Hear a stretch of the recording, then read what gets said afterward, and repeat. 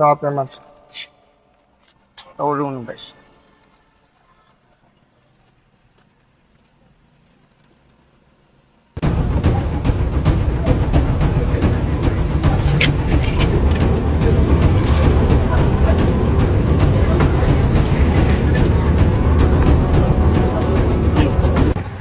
लो जी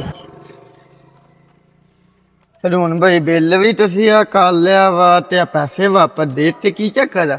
तो तुसी वीडियो नहीं देखी ਕਿਹੜੀ खैर मैं विखाना तुहानू